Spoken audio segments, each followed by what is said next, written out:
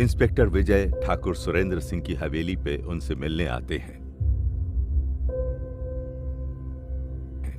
कुछ ही देर में सुरेंद्र सिंह और चंदन उनके सामने होते हैं। कहिए इंस्पेक्टर साहब, क्या मदद कर सकता हूँ मैं आपकी? जी, मदद तो जरूर कर सकते हैं। वैसे काफी आलीशान हवेली है ठाकुर साहब आपकी। जो भी है आपके सामने है इंस्पेक्टर साहब। कुछ हमारी मेहनत से, कुछ बुजुर्गों के आशीर्वाद और बाकी आप लोगों की दुआ से।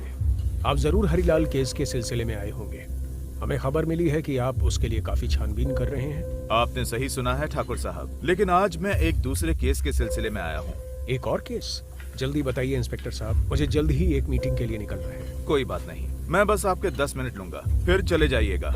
ठीक है, कहिए, हमें कानून की मदद करके खुशी होगी। ठाकुर साहब, आप विनोद नाम के किसी आदमी को जानते हैं? विनोद? हाँ ठाकुर साहब, मुझे पता चला है विनोद आपका अकाउंटेंट था। चंदन ये नाम सुन के कुछ परेशानी में पड़ जाता है।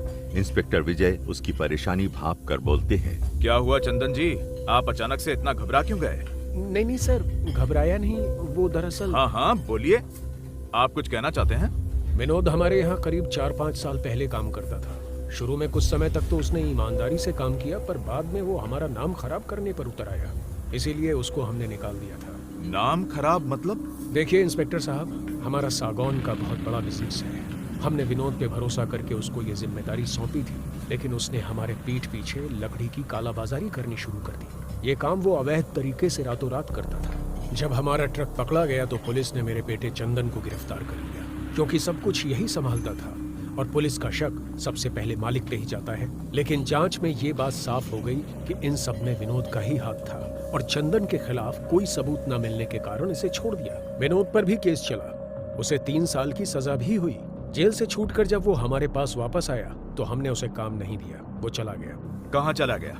हमें क्या करना है इंस्पेक्टर साहब, ये जानकर गया होगा कहीं भी, भाड़ में जाए। हमारा नाम खराब किया था उसने, इसलिए हमने दोबारा उसे नौकरी पे नहीं रखा। मैं विनोद के माता पिता से मिल चुका हूँ, बहुत गरीब लोग हैं वो। उनका कहना है कि विनोद ईमानदार था, उसने कभी कोई गलत काम नहीं किया, बल्कि उसे आप लोगों ने ही फंसाया था। ये क्या कुछ भी बोले जा रहे हैं आप इंस्पेक्टर? देखिए, हम खानदानी लोग हैं, वही बेईमान था। शुरू में हम उसकी नीयत समझ नहीं पाए, लेकिन जल्द ही उसने अपना असली रंग दिखा दिया। आप किस खानदान की बात कर रहे हैं? आपके खानदान के चर्चे तो पूरे गांव में होते हैं। आपके बेटे ने जो नाम किया है उसे कौन नहीं जानता। आप खानदान की बात ना ही करें तो बेहतर होगा। लोगों का क्या है इंस्पेक्टर, लोग तो कुछ भी बोलते हैं, सब चलते हैं हमारे रुतबे और शोहरत से। आपको नहीं पता हमारा कितना नाम है यहाँ। लाखों रुपए दान करता हूँ गरीबों को हर साल, ये नहीं बताया होगा किसी ने आपको। और कोई अफवाह सुन ली आपने तो चले आए आप हम पे उंगली उठाने। ठाकुर साहब, मैं किसी पे उंगली नहीं उठा रहा। विनोद 2 साल पहले गायब हुआ था और आज तक उसका पता नहीं चला। ये रही उसकी मिसिंग फाइल। तो आपका क्या मतलब है, उसे हमने गायब करवाया? मैं आपको बता चुका हूँ, जेल से छूट के जब वो हमारे पास आया था, हमने उसे तभी काम देने से मना कर दिया था और फिर वो यहाँ से चला गया। उसके बाद वो कहाँ गया हमें नहीं पता। विनोद के माता पिता का कहना है कि वो उस रात आपके यहाँ जाने का कहकर ही घर से निकला था, तब से वो लौट कर नहीं आया। पुलिस ने केस फाइल तो कर दिया, लेकिन कुछ पता नहीं चला। शायद बाद में आपने वो केस ही बंद करवा दिया। आप कुछ भी बोले जा रहे हैं। हम कानून की इज्जत करते हैं, लेकिन इसका मतलब ये नहीं कि आप कुछ भी इल्जाम लगाएंगे और हम चुपचाप सुन लेंगे। आप चले जाइए यहाँ से, पहले सबूत लेके आइए, फिर बात करेंगे। मैं बहुत व्यस्त आदमी हूँ, वैसे भी काफी देर हो गई है मीटिंग के लिए। अरे कल्लू, जरा जल्दी गाड़ी निकाल। ठाकुर और चंदन वहां से उठकर चले गए, लेकिन इंस्पेक्टर विजय तो कुछ और ही सोच रहे थे। कल्लू का नाम सुन के उनकी आंखों में एक चमक सी आ गई थी। कुछ देर बाद इंस्पेक्टर विजय अपने केबिन में बैठे हुए कंकाल की फॉरेंसिक रिपोर्ट पढ़ रहे थे। साठे, विनोद के माँ बाप का डीएनए टेस्ट करवाना पड़ेगा। यदि उनका डीएनए उस कंकाल के डीएनए से मैच हो गया तो समझो आधा केस सुलझ जाएगा। उसके बाद हमें बस इस कल्लू को पकड़ना बाकी होगा। हाँ सर, मैं ठाकुर साहब के ड्राइवर कल्लू की सारी खबर निकलवाता हूँ। मैंने कुछ खबरियों से बोल भी दिया है, जल्दी ही उसकी पूरी कुंडली हमारे हाथ में होगी। कुछ देर बाद केबिन में एक कांस्टेबल आता है।